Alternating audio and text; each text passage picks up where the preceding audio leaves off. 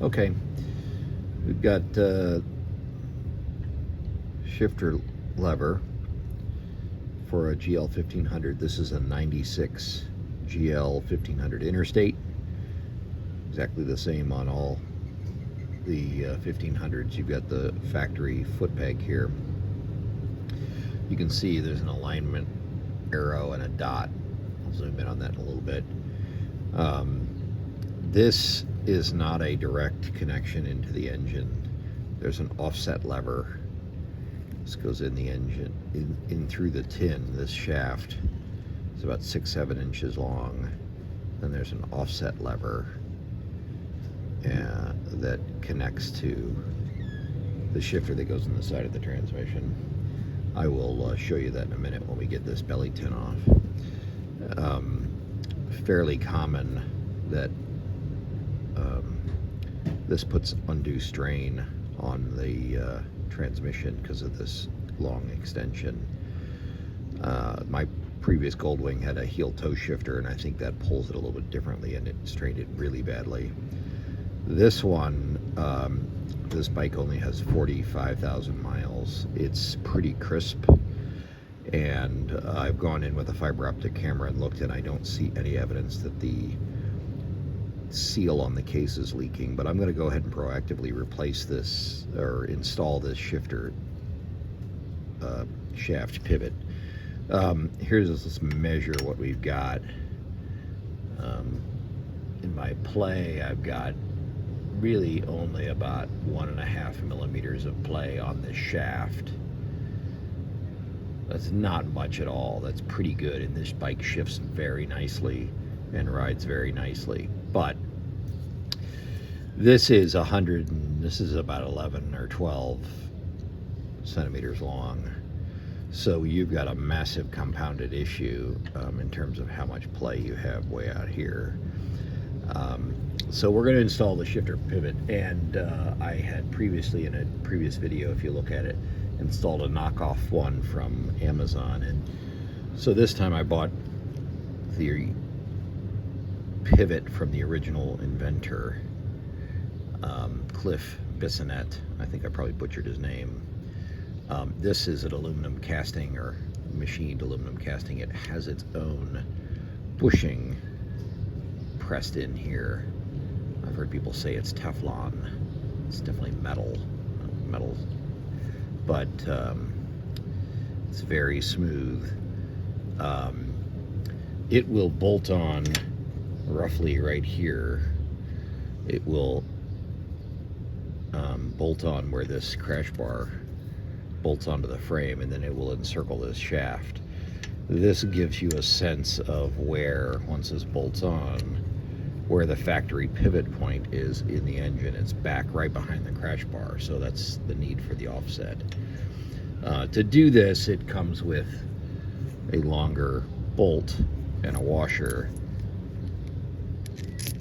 that will replace the factory bolt for the crash bar. The kit, you can buy these online from Cliff on eBay. He still sells them on eBay, and they come with a shifter shaft seal if you need to replace the shifter shaft seal. Mine, I believe, is good. I don't think it's leaking. We're going to take a look at it and see. To do the shifter shaft seal, I've got a previous video where I did that, and you have to, besides taking the belly tin off, you have to take the exhaust manifold off. So I don't believe I have to do that on this particular bike, but we shall see. So we're going to get into this. I'm going to take the side covers off over here, and then I have to take this belly tin off. There are 3 bolts along the bottom. There's 1 bolt right here, and there's 1 bolt on the front of the tin. There's 4 bolts. I'll show you those in case you're watching this from scratch to see how to do that. So I'll set up to take those off. Okay. So you're looking at taking the front plastic off. This is the front of the bike. There's the shifter arm here. And once you take the front plastic off, there's a bolt here. This is an 8 millimeter here to get these belly pins off.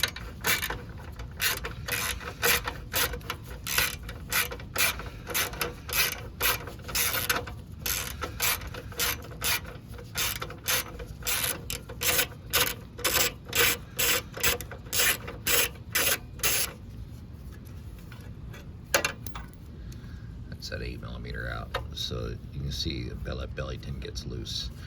The next step is going to be these acorn nuts across the bottom. These are 10 millimeter. We'll shift over and do those. Okay, we have 3 acorn nuts. They are 10 millimeter.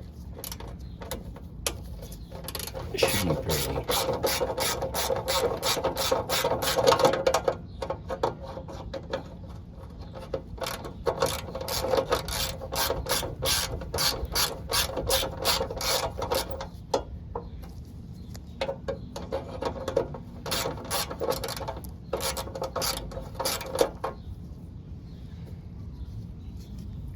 Fairly straightforward and easy to take out. So we'll get these out of the way.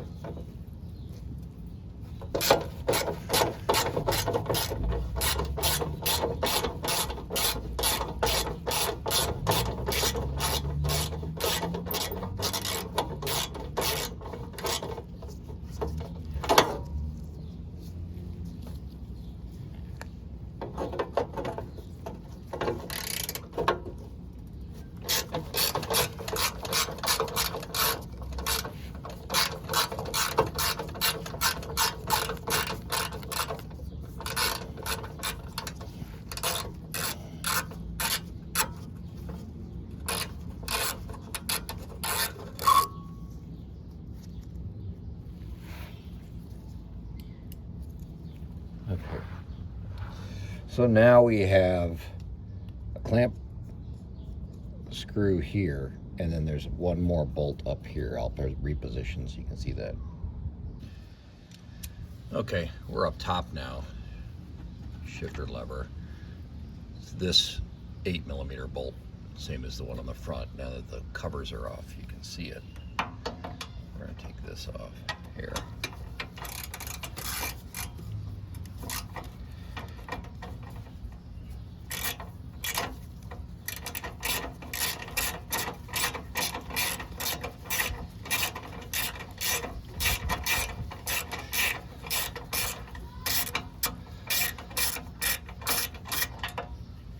Really straightforward, nothing exciting here.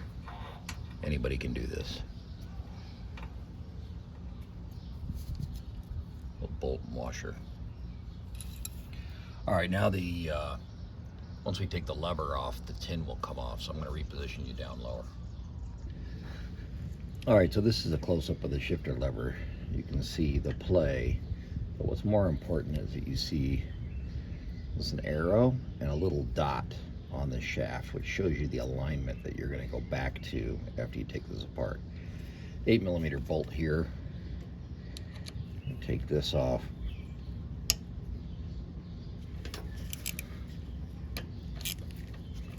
Take this bolt all the way out.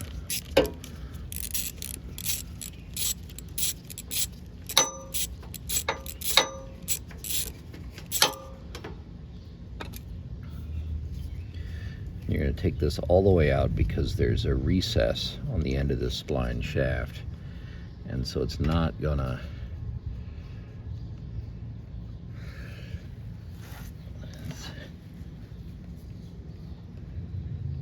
just wiggle. Should come out. Let's see, it's moving.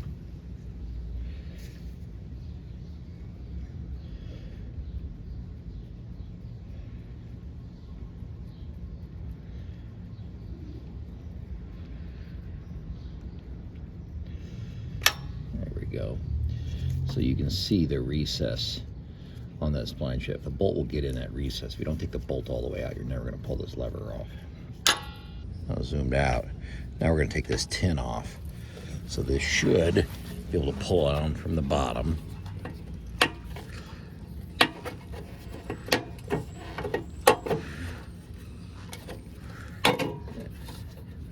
It looks like the top comes off easier. Rubber gasket here. So what I just dropped were washers. So I lost the washers. The acorn nuts each have a washer. So they stuck on, then it comes off. Here's the back side of it. Now what you have here are these channels where this is important. We're gonna have to take this one off or cut it down substantially. So what I'm gonna do is we're gonna go up on the bench and I'm gonna take it off completely rather than cut it. It just makes my life easier. We're gonna leave this rubber gasket, rubber sort of baffle. So now you can see this shifter arm, and I'm gonna get some handheld work and show you what that looks like. This is the lever that goes up and down. But you can see back in there, that's the bottom of the offset arm. And it offsets in that direction for about 1.5 inches, 2 inches, which is where the pivot point is. So if I zoom in there, you see that lever, and you can see the boss where the seal is. There's another shot of it, how it offsets. So I already looked in here. If you had a leaky seal, you would have visible oil up in there on the side of your crankcase. And I don't. Mine's clean. So I am not going to replace that seal. I'm going to leave it alone. I'm just going to put on this shifter support pivot that will encircle this and bolt on here.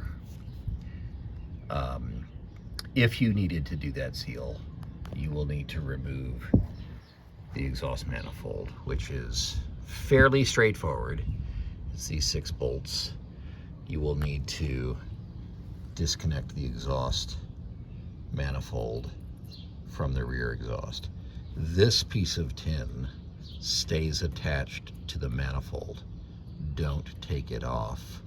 Don't try to take it off. It stays attached to the manifold.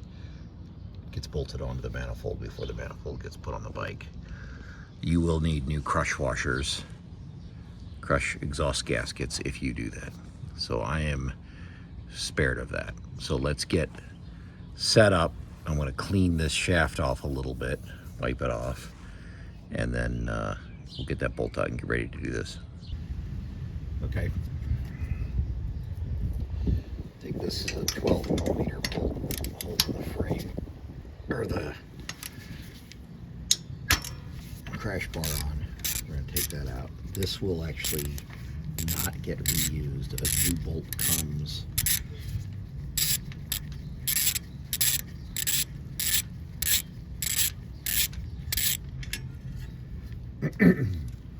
This bolt will not get reused. A new bolt comes with a shifter pivot.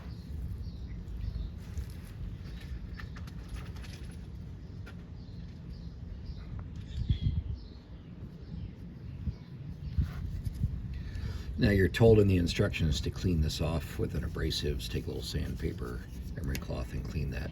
Mine's very clean, I wiped it off. So this is your pivot. The next thing you need to do is look for weld spatter. So where this crash bar is welded to this tab in the factory, that may not be perfect. This is going to sit on that flat tab. So any weld spatter is going to give you a problem. You slide this over your shaft and it should go on easily, and mine is not.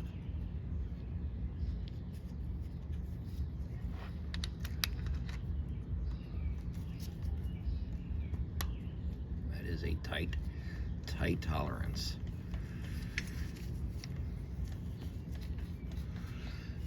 It is said that you might need a screwdriver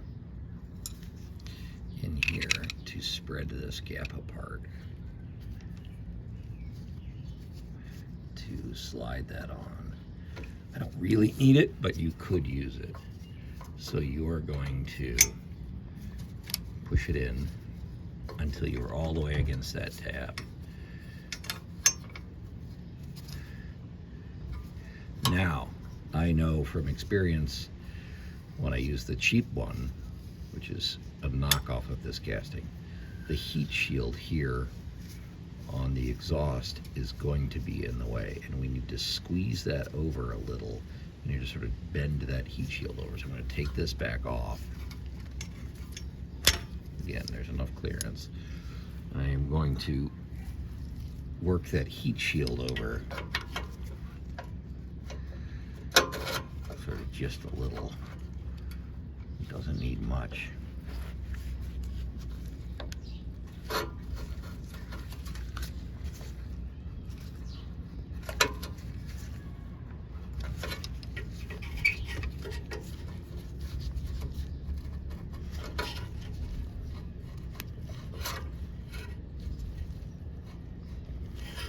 Just squeezing it over just a little.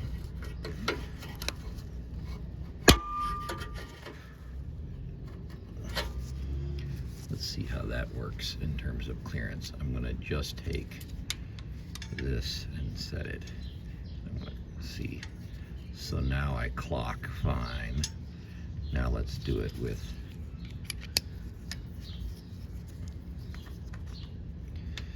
Now, if you're confused as to how this goes on, you'll see how this is milled on a taper. That follows the curve of the belly tin. So that is what faces down and out when you're trying to figure out how to do this. So now, I don't think I quite have enough clearance on this tin. I'm going to try to squeeze that over some more, because this needs to pivot, and I'm worried it's going to hit right there. So I'm going to squeeze that over some more. I'm going to get some channel locks and work on it. So I want this tin, this heat shield, to come this way just a little bit.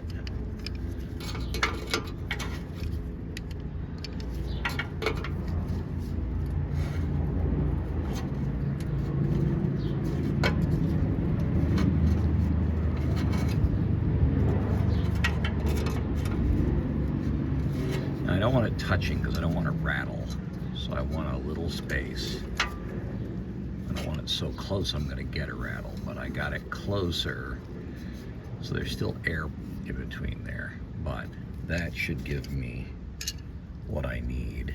Now again, your alignment is this bevel faces out. Nice and snug. This is made much nicer than the cheap knockoffs, I will tell you that. And that bushing does give you a peace of mind. The instructions say that it's Teflon coated. I will take their word for it. So that's where it's going to be placed.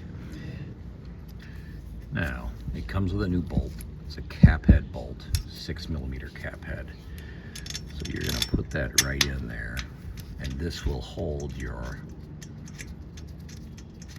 crash bar in place. It says to rotate this block clockwise as far as you can do it when you tighten it down. So we are going to snug this hand tight. I don't have any weld spatter problems. My tab was clean. I'm going to rotate it clockwise. You see I've lifted that a little bit. Then we're going to tighten it. There's no torque spec. It's, I think he says about 15 foot-pounds. So I'm going to do that by hand. So that's that. Now you can see the very little play we have. I'll measure that in a minute. I haven't even tightened this one. Another cap head. So right here we're going to tighten this cap head. It's 5mm.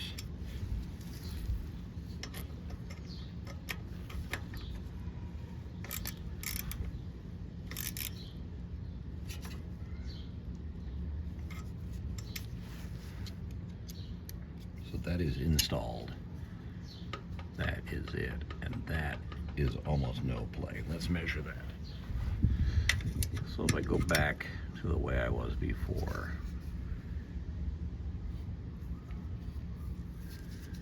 man, oh man, can I even get play on this? I would say that's about a 0.5 mm. So I took about half the play out of it. Now again, this bike is only 44,000 miles. I've got about a 0.5 mm of play. And I did this for peace of mind so that I know that I am not going to wear out that seal, wear out any transmission linkage.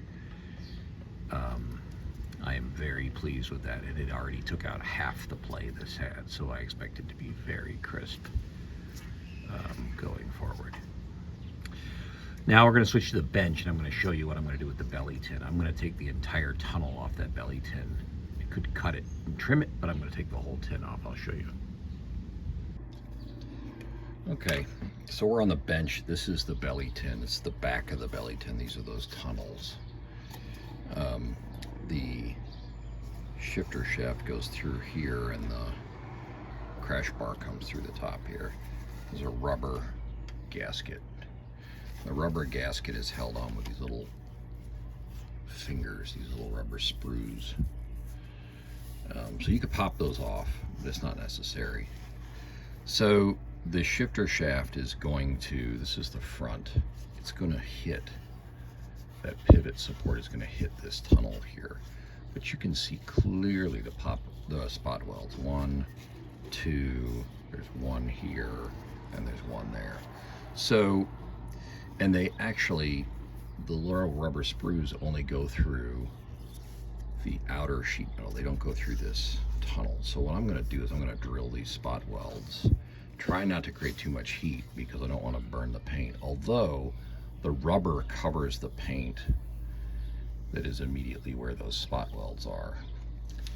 But I'm going to drill the spot welds. May use a little Dremel action, little grind action, trying to keep the heat down. And I want to take this whole tunnel off.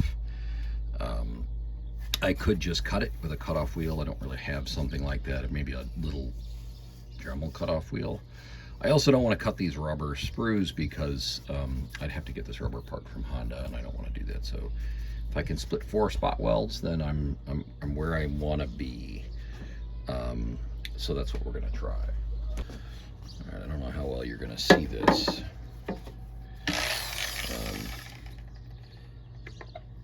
We'll see how it goes.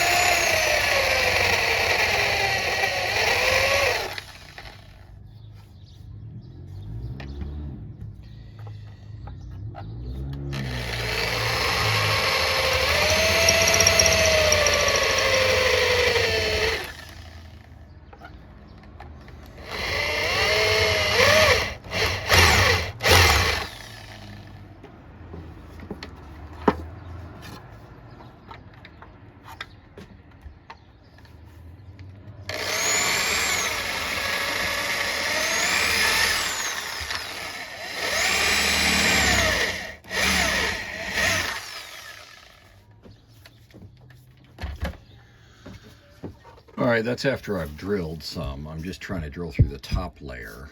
I've done 4, and we'll see if I can take some pliers and wiggle and break it off. So I'm just going to take some dikes and see if I can see the spot weld breaking. So let me see if you can see that. So I'm just going to, that one's off. That's all it took. So I'll try this one on this side.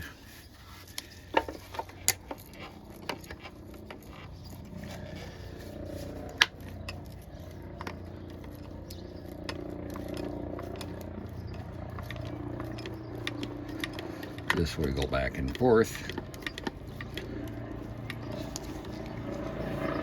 I think that one's basically broken. There might be a little bit holding up in it.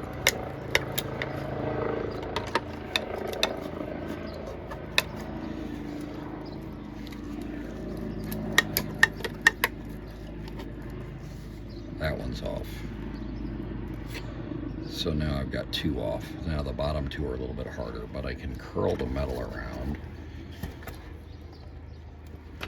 Again, I want to, you can see what happens. right there. It works really well. Now I'm going to come over here to this one.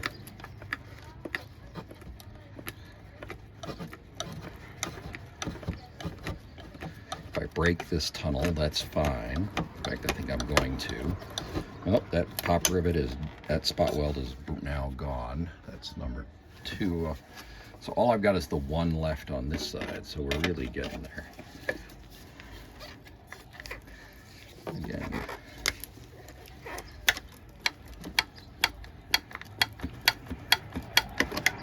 Just folding back and forth, and they're all off. That's it. Nice and clean. Now I can take a little bit of paint, a little bit of primer, touch up these spots. There's a little rust under here because no paint gets under there from the factory. And I can touch these up with a little bit of primer to seal them. And then this will go on with a bike and it will look exactly like factory from the outside. So that's what we're gonna do. There it is with a little spot of primer. Primed up all those spots. So this is ready to go back on the bike. Okay, we're back out at the bike. You can see the primer I put on to sort of coat those spots where it was raw. Now we're going to get the 3 bolts on the bottom lined up, get them lined up, and then it just drops right into place. It's got the rubber gaskets that hold it all in place, and again, 1 bolt up here, the 3 acorn nuts, and 1 up front. Reverse of disassembly. I'll get that attached, and then we'll come back to the lever. Okay, tin's back on. Lever goes back on. Remember, they give you nice alignment marks, right? So the other thing is this arm was basically parallel with this body seam right here. So that's a good way to start. Try to get it sort of roughly parallel, and then slide it on and see if your marks line up, and there they go. They're perfectly spot on. And then you put your clamp bolt in. Remember, there's a groove in there on the shaft, so forward and back, it's not gonna do too much. It's gonna sort of sit in the only place it can go.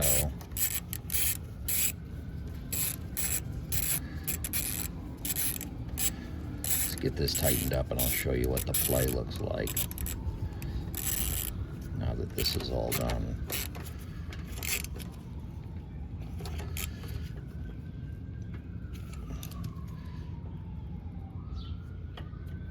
So play is that. That's my total play. I am shifting.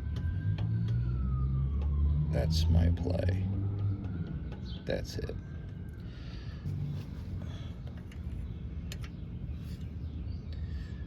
Again.